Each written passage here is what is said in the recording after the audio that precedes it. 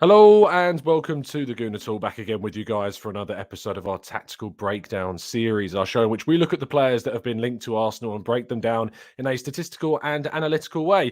Now, today's show is all about the Ukrainian international Mykhaylo Mudryk. Now, we have done one of these shows before. We did it way back in the summer before the season started when Arsenal were first linked to the 21-year-old. So this is an updated version, but also a much more in-depth version. Now, typically what we do with our Tactical Breakdown shows is we usually have a little clip from one of our experts that are contributed to the show to give you a bit of an insight. Now, what I thought we'd do for this one, and we've done this from other shows and other targets in the past, but with it being Mudryk and being a player that really could potentially be joining Arsenal this winter, I thought it would be an even better opportunity to bring in an expert to talk through this with me and you guys, and maybe take some of your questions at the end throughout the entirety of the show. So I'm very happy to introduce to you once again, Andrew Todos. How are you doing, mate? You good, you well?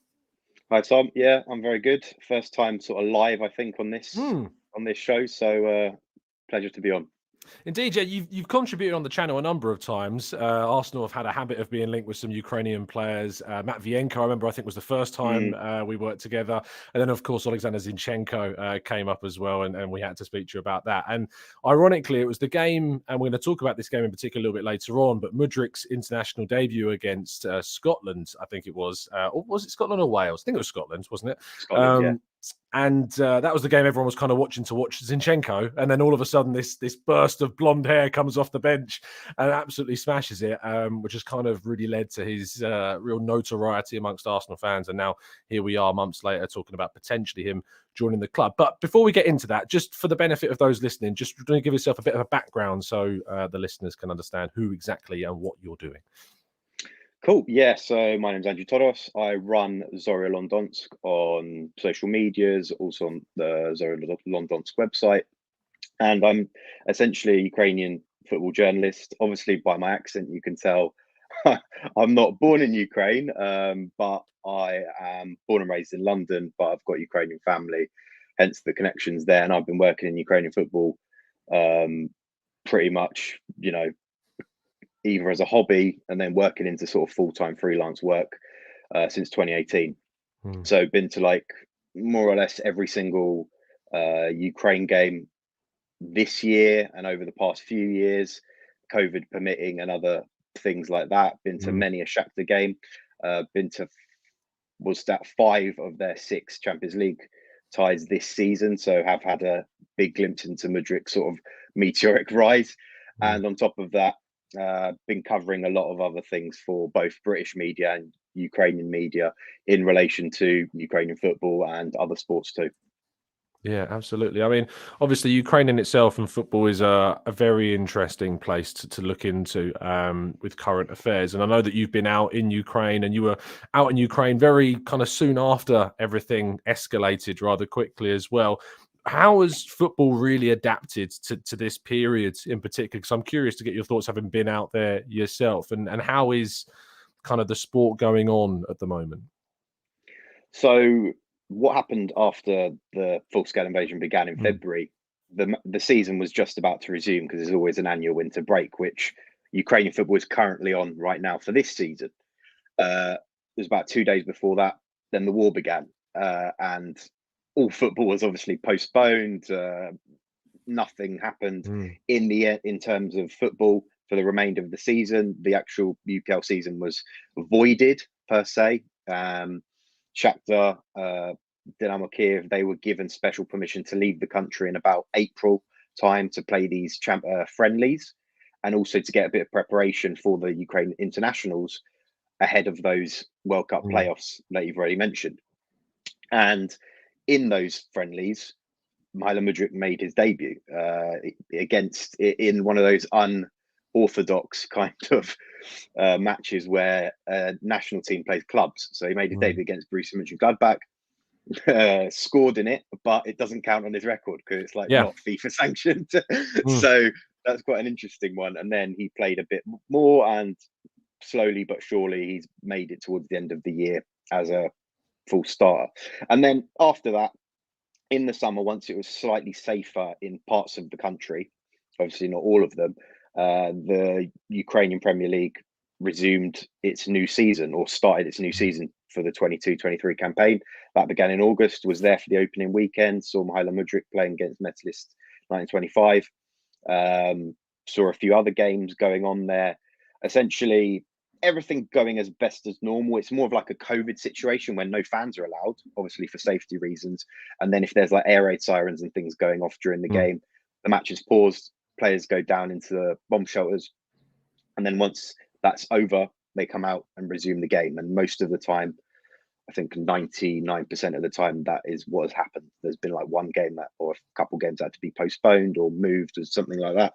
But on the whole, no actual dangers to football. And it's allowed, obviously, the likes of players like Mudryk to continue developing. It's a remarkable and sad situation. And, you know, it shows, I think, that the tenacity of the Ukrainian people, and, you know, to continue this on is an absolute testament to what is a really difficult time, of course. Focusing on Mudryk, which is, of course, what we're here to talk about. What we're going to do is going to run you through some of the things we're going to talk about in today's show. Specifically, to kick things off, we're going to go into the rise of Mykhaylo Mudryk, his style of play. I know a lot of you have been asking about how he compares playing on the counter-attack compared against teams playing more defensively and in a low block, and how he might deal with that. We're going to talk a little bit about his off-field antics. We know he's been doing some stuff on social media which has been enjoyed by most Arsenal fans, maybe not so much Shakhtar Donetsk fans, but certainly we're going to have a discussion about that and how he is as a professional as well.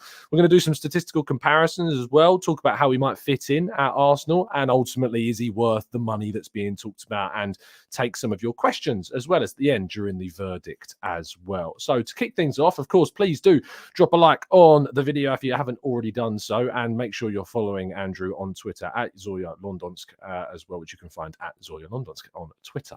Let's move to the rise of Mykhaylo Mudryk. Now, first, I'm saying Mykhaylo Mudryk. Is that pronunciation correct? I feel it's important to get these things right. So I've heard you say Mykhaylo Mudryk sometimes. Is it more of a softer kind of? It's just you can basically get rid of the K. So Mykhaylo Mudryk. Mykhaylo Mudryk. Yeah, but the surname's perfect. Perfect. So yeah, talk me through how he kind of came about, because if you'd have asked me about him 2 years ago, I would have had no idea who he is, maybe even a year ago, to be honest. So talk me through this kind of incredible rise of the last 12 to 24 months. Absolutely. So he has for a long time been dubbed the Ukrainian Neymar, right? That's the cliche classic that every the dives and young gets sent off. Is that what yeah, that is? the young wonder kid that gets given dubbed either the Messi, Zinchenko, whatever in Ukraine, and he was given the Ukrainian Neymar, and that was mainly to do with his showings for Shakhtar's youth team. So he's been on the radar of people that have been following Ukrainian football for a good maybe 4 years, last 4 years, mainly because he's been doing a few things in the UEFA Youth League. I think him and his current teammate for the seniors, Jorge Sudakov, made a bit of viral clip footage when he did the, I think the Suarez, Messi, Neymar sort of penalty trick where they laid it off to one another and then converted, and that was in the youth league back in the day. So he was already around there. A lot of people knew him for his pace. He was a very flair orientated player, loads of skills, trying to impress everyone, but he was still very much very raw, quite scrawny.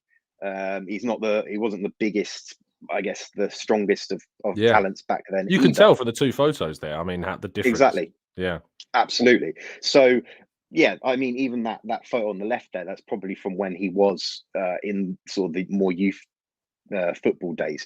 Then he got a couple of loans to Arsenal Kiev, which he's played for Arsenal before. Arsenal Kiev, yes. Sadly, Arsenal Kiev were absolutely terrible. I think they finished bottom that year, or even like had to leave the league halfway through the season because of financial problems and that kind of stuff. So as much as that is a developing, a loan is meant to be for development, it wasn't that helpful. I think he had 11 appearances, didn't really do anything, productive in terms of goals or assists. Then I think he was in and around sort of the Shakhtar periphery. Maybe he was like starting to be considered. However, the manager at the time, Luis Castro, who was there, he wasn't very satisfied with his attitude for whatever reason. Basically, Mudryk was trying a bit too much to make sort of TikTok videos, Instagram videos, where he was doing like skills and those kind of passes, which obviously were living up to sort of the Neymar stereotype per se. And it just looked like he wasn't going to get a look in. And especially with the fact that there were quite a lot of Brazilian talents in the Shakhtar squad at that time. So you had Tyson, everyone remembers, Tete, who currently plays for Olympique Lyonnais. They were all in there. And even Manuel Solomon, who recently joined Fulham. So there was a lot of competition for him. And for him to break into that team, it was extremely difficult. Then Castro left. He had a minor loan at Desna Chernihiv where he didn't show too much either, and I think he had a bit of a falling out with the manager, and it was all just a bit. I think he was just like very young, and he wasn't being nurtured correctly. And essentially, once Castro left, De Zerbi came in. Obviously, everyone knows De Zerbi now because he's at Brighton, and he basically took Mudryk under his wing, and he was like, "Listen, I've got faith in you. I'm going to start playing you a lot more regularly." And that essentially is what happened. He started to get a lot more first team appearances. He made his debut in the Champions League, a start against Real Madrid, which, is no small feat for any kind of player. And he really impressed in that game. Shakhtar lost 2-1.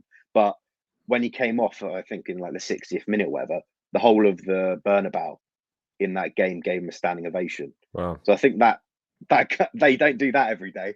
So that just says everything about it. To be fair, more than anything in the Bernabeu.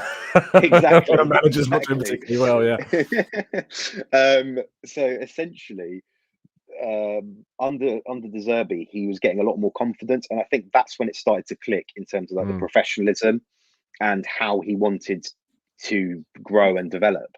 In terms of he was taking more sessions in the gym, taking a lot more extra training sessions to work on his finishing, to work on his dribbling and all that kind of stuff, extra hours after all the other players had gone home. So it's kind of a Ronaldo mentality, you could say, where he's very much focused. And I think probably in no small part, that round of applause, that standing ovation from the Bernabeu probably added to that in terms of the motivating that he can probably achieve a much higher level than he is. He just needs to sort of put the work in, and that's what he's been doing ever since.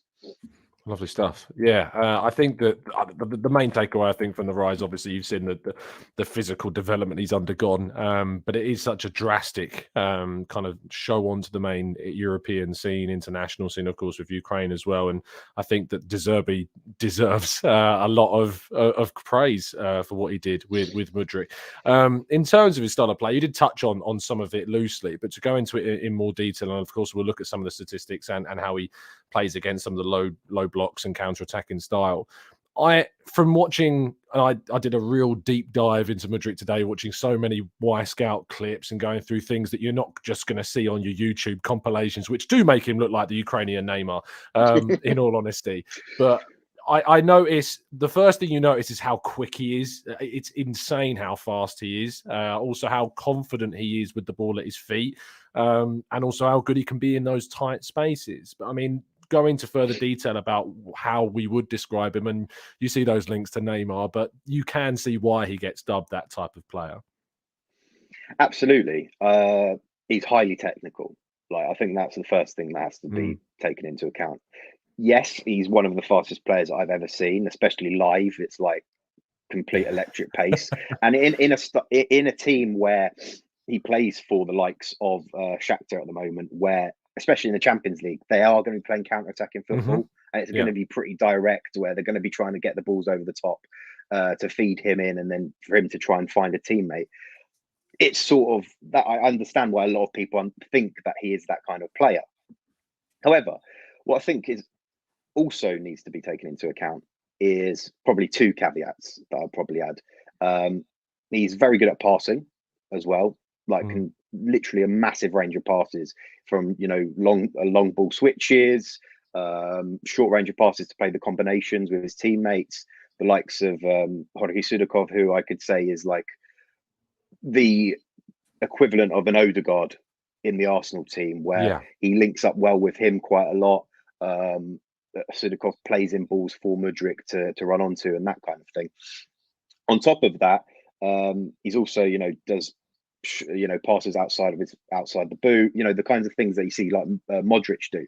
Maybe he's not at the kind of, let's say, the variety of maybe a Kevin De Bruyne, but he certainly has that in his locker. So that's for starters. So when he is in like a tight spot for whatever reason, he can't play on that electric quick break. He can try and feed in someone, and he's got the decision making to do that as well in those quick spaces. For example, when he's doing those dribbles, and as we've mentioned, he's got quite a low center of gravity, and he's quite agile as well to try and beat those players when he's in and around. Maybe not from like a standstill position. He'll probably try and find a pass instead of that. But when he's got a bit of momentum going for him, he's able to beat a number of players all at once. And similarly, he's got great ball control. Like he can shift it onto his feet, one to another feet. Even though he's right-footed, he's very strong on his left from that perspective. And I think he's been honing in on that, where we mentioned that he's doing those extra sessions. He's been working on his weak foot for past year and a half minimum to try and improve that. And we've also seen that in his finishing.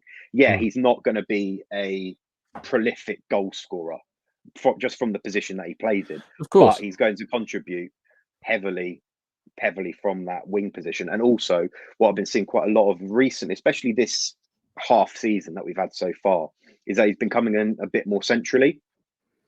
Less so from like a Yarmolenko type where he always cuts in and tries to shoot from outside, but more like trying to link up play. So, either switching it out to the other wing, or, for example, trying to feed in someone who's running in from the edge of the box. So I think there's a lot of I guess misconceptions about Mudryk based on the fact of how Shakhtar play. Yeah, sadly, and also because of how good he is compared to sadly the rest of the team in terms of quality. It's understandable how in certain, I guess, some of those games in the Champions League, when he is sussed out and he sort of drifts out of the game, it's because there's no real alternative, elsewhere on the pitch to try and create those chances. And as a result, it sort of brings the whole team level down because he's sort of out of it. Whereas, for example, if he was to move to Arsenal, you've got Saka on the other side. You've got, Odegaard in the middle to try and shore something up, or Nketiah or Haber Jesus up front, who are a lot more effective centre forwards than what Shakhtar's got. So it just says a lot about the fact that I think in a better quality team overall, he can improve, exponentially. You touched on it again, like talking about the misconceptions around him. Yes, in the Champions League, which I think is obviously where I'd say 99% of people have watched Mykhaylo Mudryk. He plays for the best team in Ukraine, which means that in the Ukrainian Premier League, most of the time they have got the majority of possession in those games, and they're not playing on the counter. And as you can see from this one example, it's only one example of plenty, and we don't have time to go through loads of them, of course. But you can see where he's playing. He try and works the space off the left-hand side, drags away, opens that up, receives the ball, and then works the space inside, can create a chance, can take a shot from distance. Some of his shots can be a bit wild. I've noticed a few of those. He does like taking a shot from outside the box, even though we joke about Yarmolenko and that, he does still try and take quite a few shots from outside the box when he can, but they're typically very accurate, and we'll go into some of the stats on that shortly. But just to kind of reiterate that point, because I know that previously Arsenal's record transfer was spent on Nicola Pepe, who played in a very counter-attacking Lille team, moved to Arsenal, and it didn't necessarily work out. I'm guessing from your nodding, you don't expect that to be the case with Mudryk. I wouldn't say so. The fact of the matter is that it just seems that Mudryk will be better suited to a team where there's people with similar qualities to him. For example, just these screenshots that you're seeing there, Lassina Traore, who's like in the sort of the photo on the right hand side, is the centre forward, and he's like to just in front of Mudryk there in the box. And that's the centre forward. And that's the kind of things that Mudryk has to do to try and take a shot on, because there's just no one to feed the ball to inside the area. I guess I think we were talking about this before the show, but he can be a bit greedy at sometimes. But I think that obviously adds to the fact that he sometimes has to be, from the basis of what is on offer, from the options that he's got available to him. And he's at an age, in my opinion, where he's still like quite, I don't know, you could say malleable, where Yes. he can, like, he can still be developed into something a lot better under management and in a Mm. playing style, especially the kind of progressive football that Arsenal want to play, um, where he still can learn and adapt to that. Yeah. Whereas a lot of other Ukrainians, in obviously bad track record over the decades, when they've moved to the Premier League, for example, like Yarmolenko, as I mentioned, just a bit Hmm. too late in the day to fully have an impact, and there's like loads of injuries and all that kind Yeah. of thing. Whereas right now, I think Mudryk's very prime to do so and to get adapted very quickly. Yeah, I mean, one of the other Ukrainians Arsenal were linked to in the past was Yevhen Konoplyanka. And I remember he moved to Sevilla when he was, I think, in his mid to, I think, 25, 26. He moved to Sevilla. And at that point, he kind of was past that malleable phase where he was going Hmm. to really kind of change. And so it didn't necessarily work out the way they'd hoped. I know that, he'd spent time at Schalke as well and then went back to Ukraine with Shakhtar. But I've seen a near 30-year-old, 28, 29-year-old Granit Xhaka be completely transformed by Mikel Arteta. So imagining what Arteta could do with, a 21-year-old Mudryk, with the ability and just the foundation that he's already got and showing at this level is an exciting thought. Now, off field, he has been, doing the business that Arsenal would need him to do to try and force a move. He did an interview with a good friend of the show, Ben Jacobs, in which he talked about some more social stuff, but he also asked him about Arsenal, and basically he turned around and said that you couldn't say no if Arsenal ever came in. And that certainly bled into the understanding right now is that if Arsenal agreed a fee of Shakhtar, there would be no issue on personal terms. He would be very much willing to join the club. So much so that the other day he posted on social media that he watched Arsenal's game against West Ham. Now, some fans, I've seen the opinion of questioning, is this the right type of character that Arsenal needs? Someone who's a bit, really trying to force this. Could it be misconstrued as disruptive? Now, I've spoken to a few people who've watched him train and watched him off the field, and I'm told that he is a brilliant trainer, that he stays later, does extra sessions, turns up early when he needs to, because he's desperate to become one of the best players in the world. So what do you make of kind of this conflicting social media side of things? And you mentioned the TikToks obviously earlier on in the video as well. And obviously what we hear about his training routine as well. Well, I think obviously there's a bit of childishness to this kind of thing, in terms Hmm. of just posting that. Maybe it's not 100% necessary, but whilst it's semi obvious what he's doing here, you probably can't nail on saying what the hell are you doing from Yeah. like a club perspective. And yeah, as you mentioned, I've watched that interview where Ben did it with Mudryk. You can see that he's sort of open to the options of what is going on. Like, yes, Arsenal would be great for him. Similarly, he did one with Vlada Zinchenko's wife, Yes. like last month, where he was saying, "Yeah, I would love to move to Arsenal if the opportunity arose." Um, I think the question is all going to be down to Shakhtar. Really, he's obviously, we've got no questions about his sort of personal term situation. As you mentioned, he wants to go there. But I think the main thing is that if he, for example, if the move didn't come off this winter Mm. and he had to stay until the summer, which I think is the cutoff point, 100%, like, as in Shakhtar won't keep him beyond that. That's, like, I think, more or less certain in terms Yeah. of everything that we've been seeing.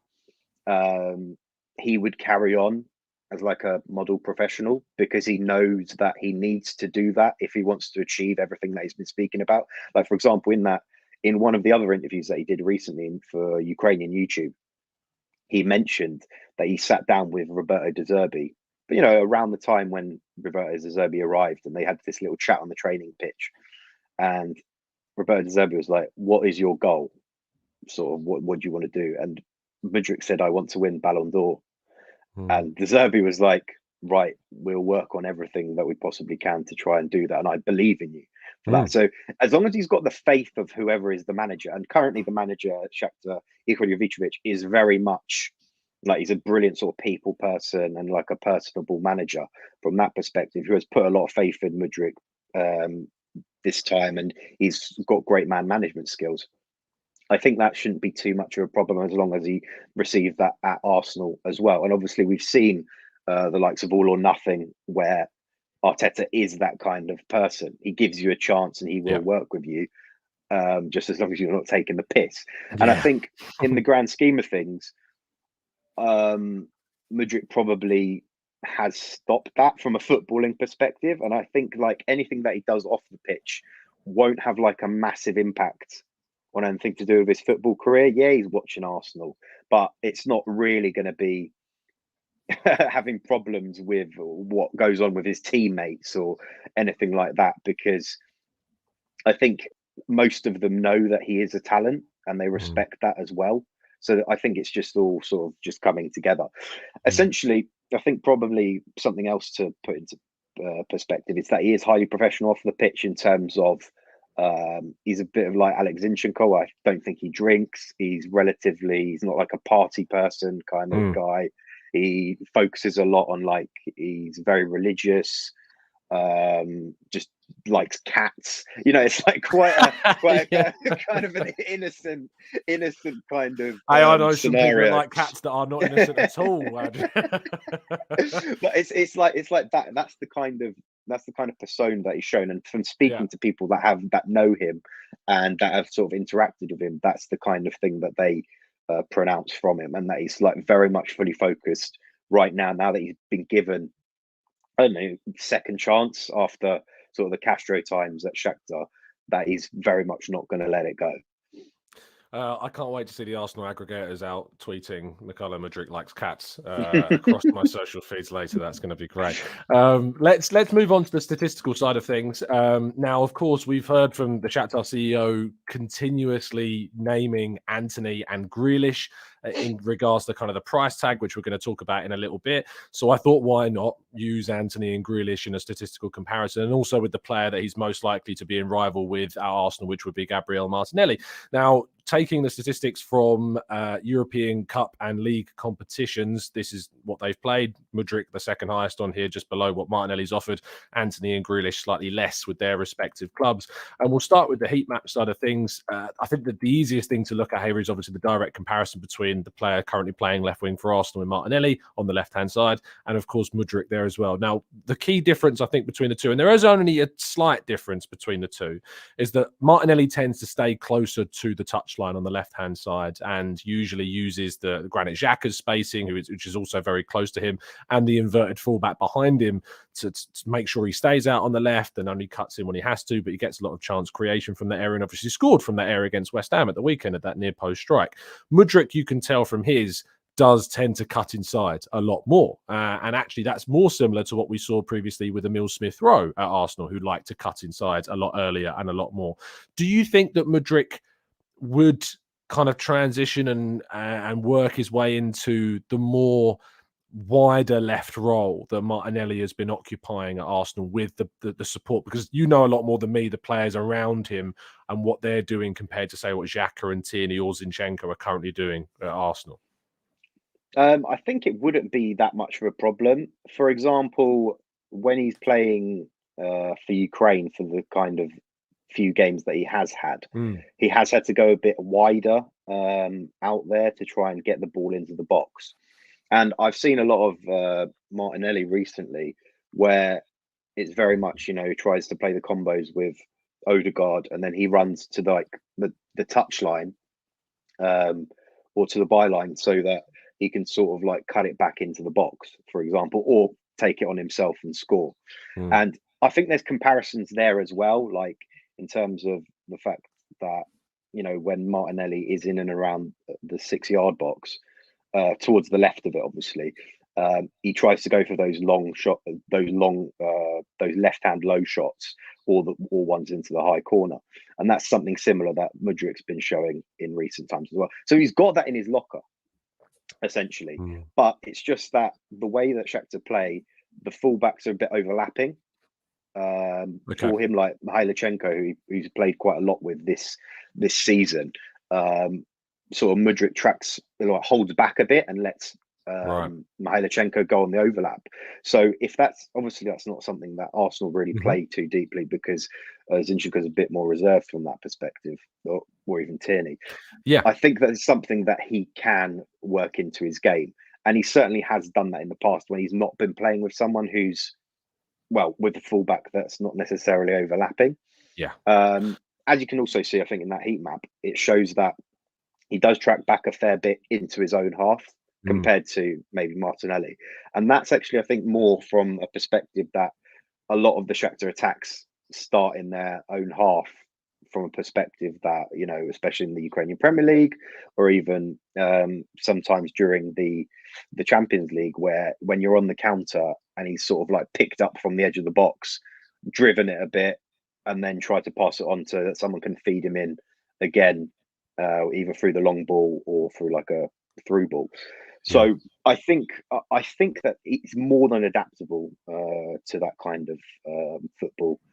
Just gonna, I think, maybe take a bit of time, and as we say, if he does make the move in January, Mm. these 6 months, especially with the kind of ascendancy that Arsenal are playing in, I think would be very fruitful for him.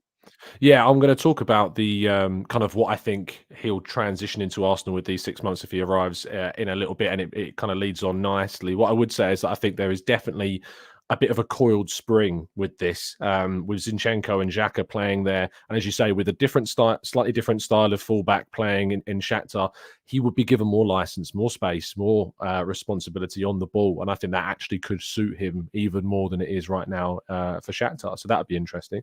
In terms of goals and assists, per 90, I always prefer to do it per 90 because it reflects more on the minutes played. He comes out the best in terms of both of those across this metric, considerably so. I think he has 7 goals and 6 assists so far this season, just off. Yes, indeed, it is 7 goals, 6 assists in those competitions this season, which is fantastic to see. Looking at where he tends to take his shots from, and he is pretty accurate. In fact, he's significantly more accurate than most of the others on this list. 64.4% of his shots do hit the target compared to Martinelli's 42.9, Anthony's 48.3, and Grealish's kind of measly, and it was measly when he had that chance go over the bar against Leeds the other night, 28.6. But you can see that the shots are typically on the left-hand side. The slightly purple circles show you where the goals have come from. And interestingly, kind of 4 of the 7 come from, either just on the line or just outside the box and kind of central. He does like to get into that central area and shoot, doesn't he?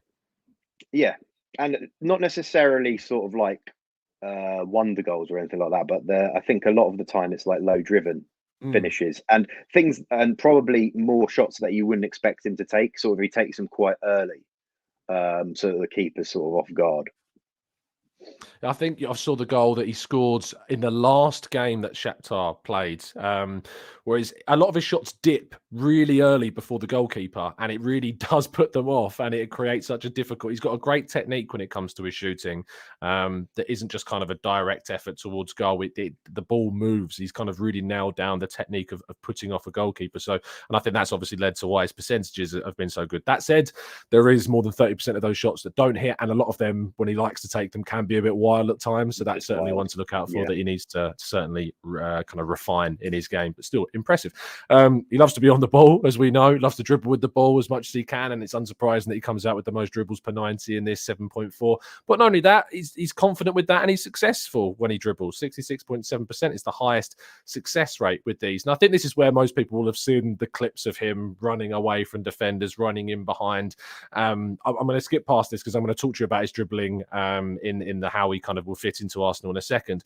But in terms of his passing, you mentioned this earlier on. Whilst it's not the most accurate in terms of the comparison with these, and I think that comes down to more of him trying to be a little bit more risky, trying to be a bit yeah, more adventurous and creative with his passing. It doesn't always come off, but the variety of his passes is really impressive for kind of how early on he is in his career. absolutely. I mean, I think the main thing that probably he will have to do if he were to make a move is refine maybe that final ball, the decision Yeah. making. Like you say, he does have the ability to spray him wherever you really want. Try and do those sort of reverse passes, especially in and around the edge of the box. And when it comes to sort of driving towards um, driving towards sort of the goal line and then cutting it back, and then not necessarily just like passing it into nowhere, trying to pick out the player.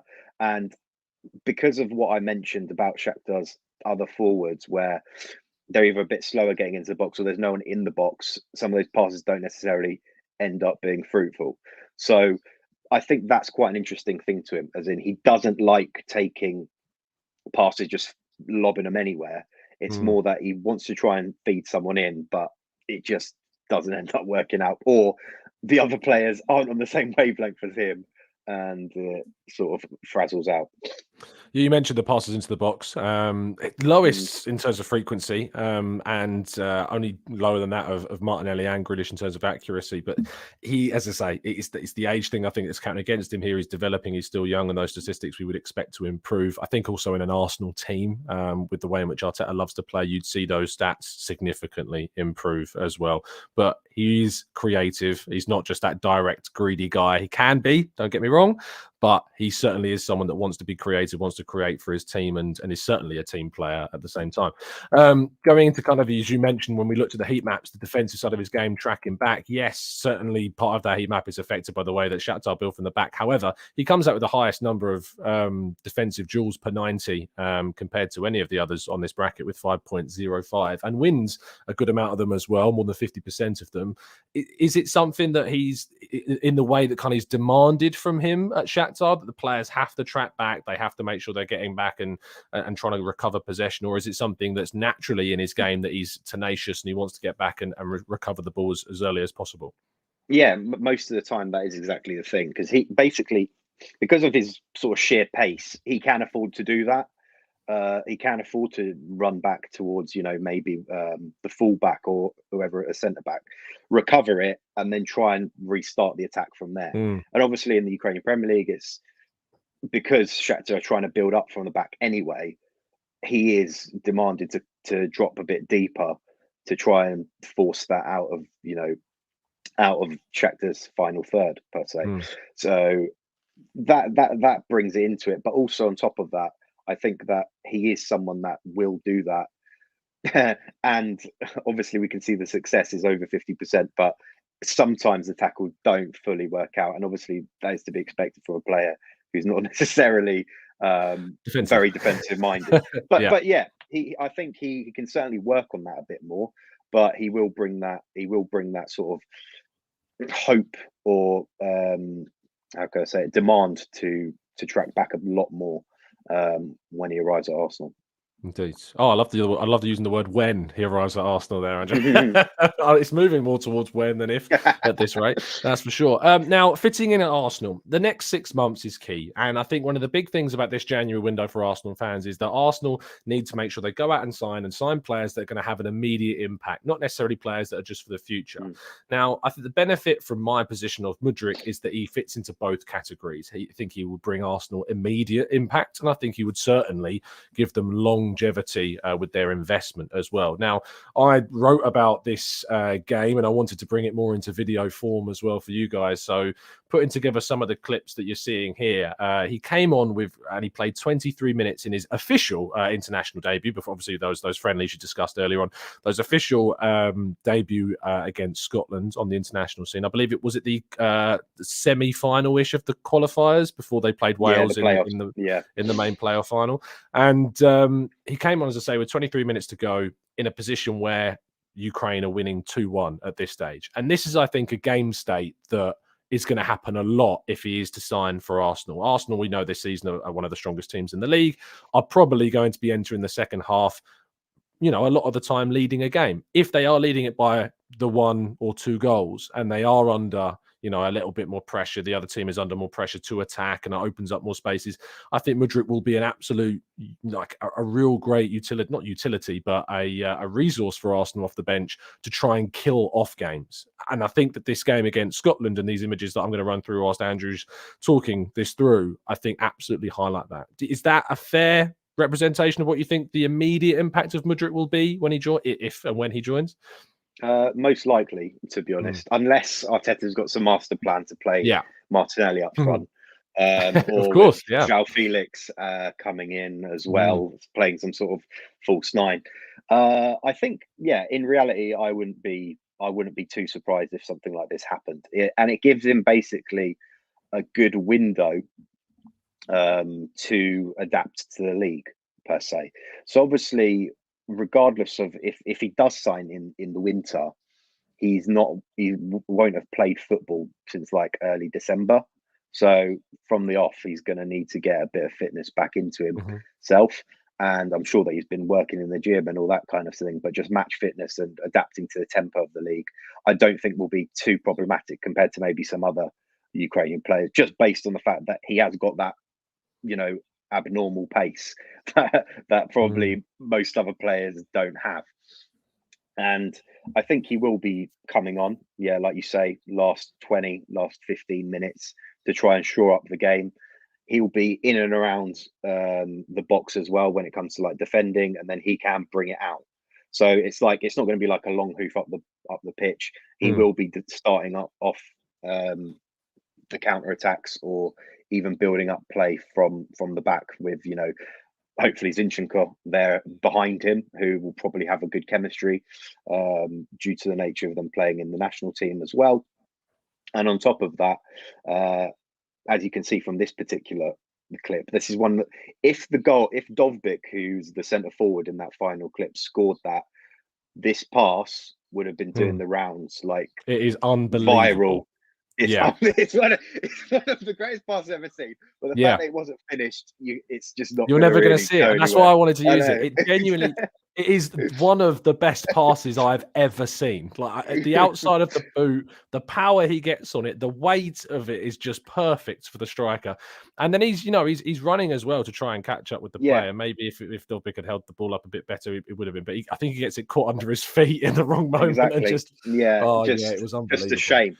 But yeah, and essentially once he is going to be involved, and it's sort of going to help him, I get used to the sort of new players that he's got around him, Mm, with the players that will be on the pitch.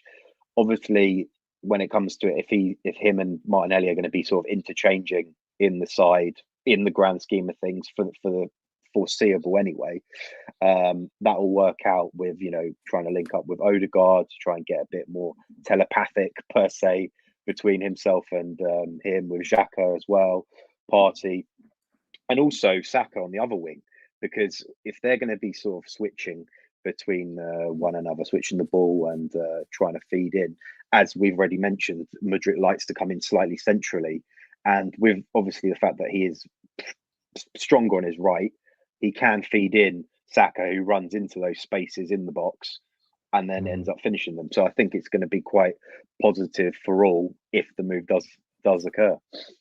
Yeah. Speaking of which, we need to kind of get onto the discussion of money, because that is the big stumbling block for this happening at the moment. Mhm. Arsenal have already had one bid rejected. It is believed that bid was in the region of 40 million euros up front, with additions that led to either 20 to 25 million euros in add-ons. So between 60 and 65 million as a total deal. That was rejected some time ago. Shakhtar actually, as the time where we're recording this, released an interview with the vice president, I believe, of the club on the website this morning.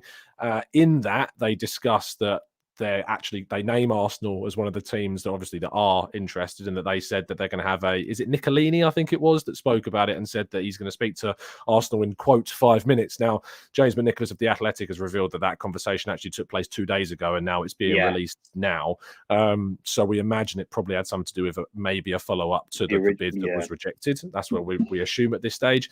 I kind of and the feeling is also that this public figure of 100 million euros that Shakhtar keep coming out with is a figure that they would be willing to compromise on and come down on. I'm curious, and I don't expect you to know any of the figures in terms of what it would eventually end up at.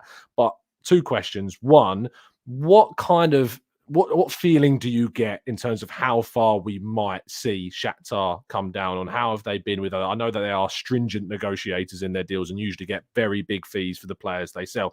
And he would, I think, still be a record sale at this stage from the Ukrainian Premier League. And secondly, how much is he genuinely worth that would not put in Arsenal into a position where you feel they were taking a massive risk of overpaying on a player? So for the first one, I think everything needs to probably be taken into context, especially with the invasion and the war. Yeah. So obviously, people who don't know about everything that's gone on is that FIFA brought in this rule where, after the war began, players in both Ukraine and Russia, foreigners, were allowed to leave the club, suspend their contracts with the club, and find other teams to play on loan for. Right. But whilst your contract is suspended at Shakhtar, for example, it's still running down.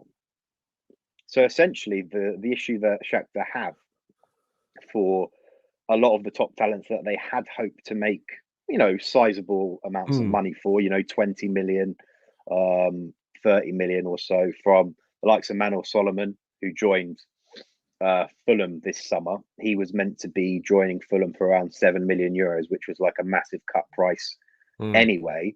But then this new FIFA ruling came in and he essentially left for free because there was no need for him to do that. And his contract runs out in the summer, as far as I'm aware, or next December. But it means that once his loan is over, he's got 6 months to sign the pre-contract and he can leave for free anyway. So basically, Shakhtar have lost a lot of transfer money, or potential transfer money. They've taken this up with FIFA. They're currently in a CAS court, court case with FIFA. And that's currently ongoing. I think that started last week, and obviously I don't know how long those take to resume, but we'll probably find out whether Shakhtar win 40 million that they're asking for off FIFA in damages per se, in the near future. So on top of that, obviously Shakhtar can't attract the kind of talent that they could have done in the past, especially even, just 10 months ago, when the full-scale war hadn't gone, beyond, Donetsk and everywhere else where it has been going on for 8 years. So they very much see, I think, Mudryk as a cash cow, which is understandable. They understand that he's probably the biggest talent that's come out of the club in years.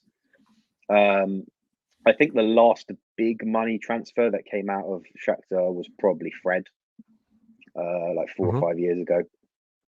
And essentially, what we saw was that they don't get these big transfers that often, even though you think they probably do.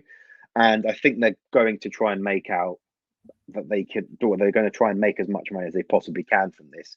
Because on top of that, if they sell him in January, for example, which I think at the moment everyone is edging towards that, especially from an Arsenal perspective. I think the British media, everyone that's sort of in the know per se, think that Arsenal will be able to push Shakhtar to committing a deal. I think the opposite side of it is that Shakhtar are currently second in the Ukrainian Premier League.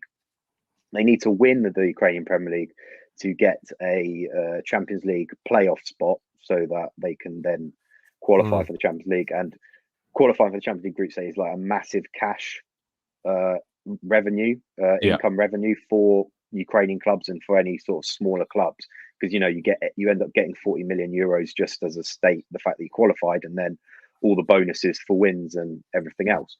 So I think that's something they're going to be taking into account. And I saw one of the Ukrainian journalists, Ihor Burbas, I shared it the other day, saying that that's currently the two minds that Rinat Akhmetov, the Shakhtar owner, is looking at. Does he take, the money now? And I think he will, if they come to the evaluation that Shakhtar want. Maybe not 100 million euros, but probably somewhere around, I don't know, 70 million, something like that, where it's going to, and then maybe some add-ons and bonuses and stuff to join in on that. And so I think it's currently sort of up in the air, but I know that it's going to be, I don't think this is going to be resolved too quickly. Like the first week of January, I don't see him moving just yet. I think it probably might drag a bit longer than that, just knowing how Shakhtar are. And on top of that, just to move on to, is he worth the money? Is he worth the risk?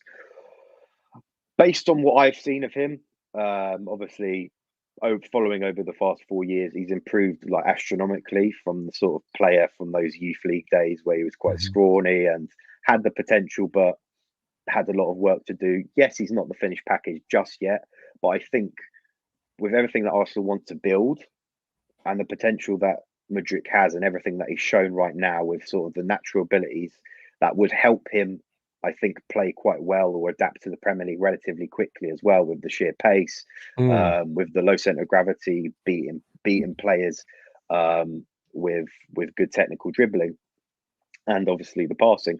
I think he'd be a lot better in terms of like per se adaptable compared to maybe like a Nicola Pepe or some of the other players that we've seen in recent years that have come to the Premier League, maybe even from the Eredivisie, that haven't really brought the place to set themselves alight. So we will see. I wouldn't be surprised if he left this January, but I just think that it's going to cost Arsenal a lot of money.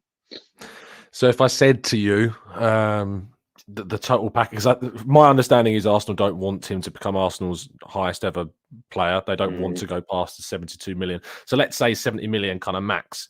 If they had to go to that figure, is that worth it? I'm just going to put it, the tough question. Is it worth it?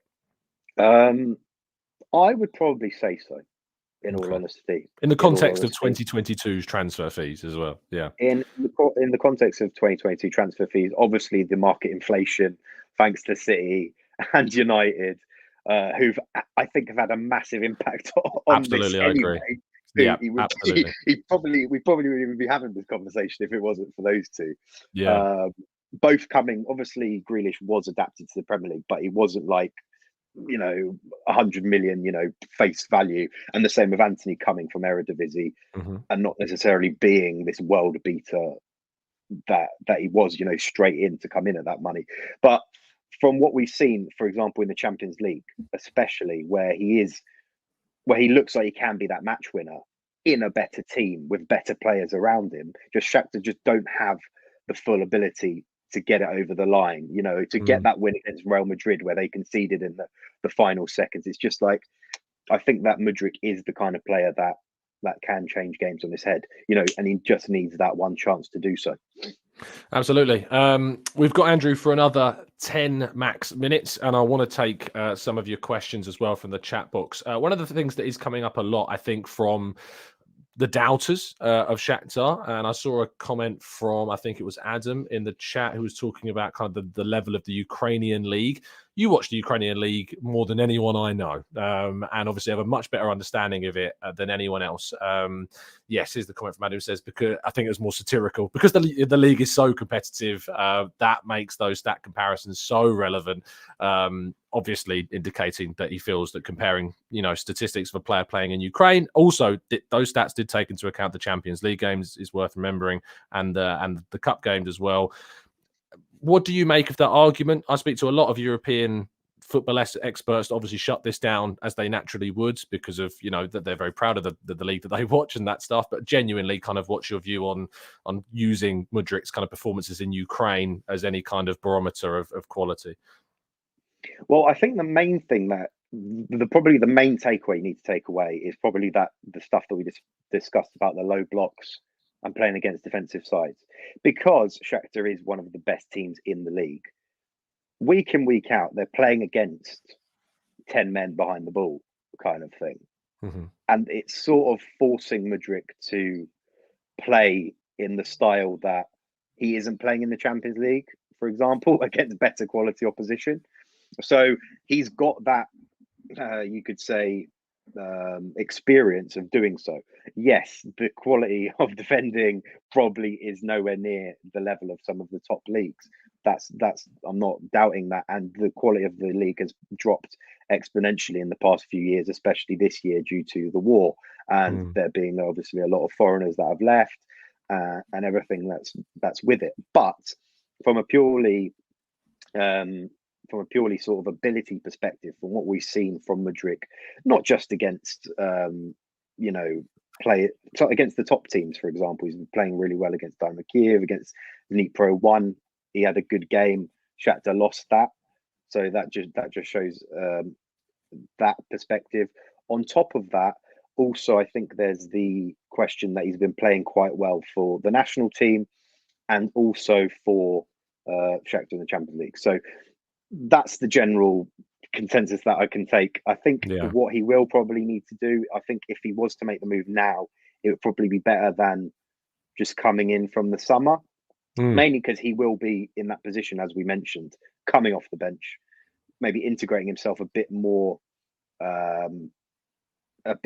easily or Yeah. less intense than he probably would if he was like coming in as a starter after a winter break and all that after the summer break and all that kind of stuff. So yeah, it's not the highest barometer, but I think it shows the ability that he can do things that some people have doubts they can, do. Indeed. Lars, with a quick question of any injury history, I did check this. According to Transfermarkt, there isn't any on note, but are you aware of any little issues he's had or things in the past? Because nothing's come up when I've done any research on it.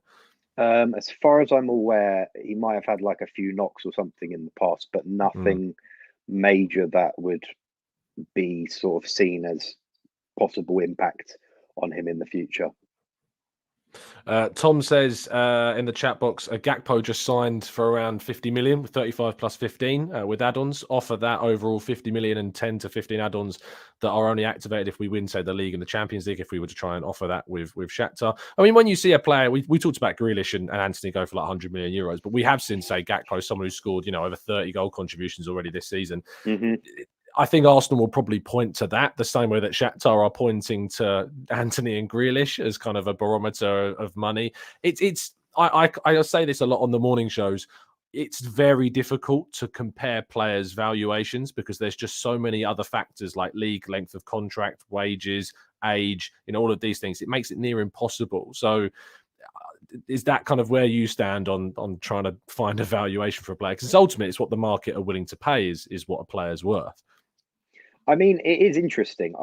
I wouldn't like if, for example, if he was sold for like that similar fee that what that Gakpo signed for Liverpool, I wouldn't have been surprised. I would have said, yeah, that's probably fair enough. But I think just the way that Shakhtar are, we just know that they are very stringent in the transfer market. Also, the parameters that they've got for their own survival as a club, and the Yeah. fact that they want to probably maximize the amount of money that they possibly can from a player of that talent. That's just how it is, and I think that's how it's always going to be. It's just the club, really, and I don't think there's anything that's going to change that any time in the near future. And it's been, if anything, it's been amplified by the fact that Russia invaded Ukraine because of everyone leaving, and the fact that there's now it's going to be harder to bring in replacements and all that kind of stuff. Fuad says, do you think with Zinchenko at Arsenal already, it will help him to acclimatise better? And will the wishes of the player be any bearing on Shakhtar allowing him to leave at a lower figure? Second part, probably not. In the grand scheme of things, just from what we've discussed. First bit, for sure, I think Zinchenko will help him out a lot. We know the kind of leader that Zinchenko is. So he will certainly, I think, be in there in training sessions, helping him out. A good positive already is that Mudryk's quite good at English. From the interviews that I've seen, he can speak quite well in them. And I think he has got that sort of razor sharp focus where he's not going to be going to nightclubs and stuff in the middle of London or wherever. Rather, he's going to be focused on the football and sort of trying to work with Arteta and everyone else in the coaching staff to try and better himself. Yeah, absolutely. I know we've talked about money a lot, but I think it's probably the best point to end the show on this kind of question from Ashwin. Simply, how can you justify around 80 million euros for a winger in the Ukrainian league that only made his senior debut a bit less than 2 years ago? I mean, we can also do the comparison of Real Madrid signing Endrick Great recently. Yeah. He's got no real senior experience other than making his debut, and he's 15 or 16 or however old he is.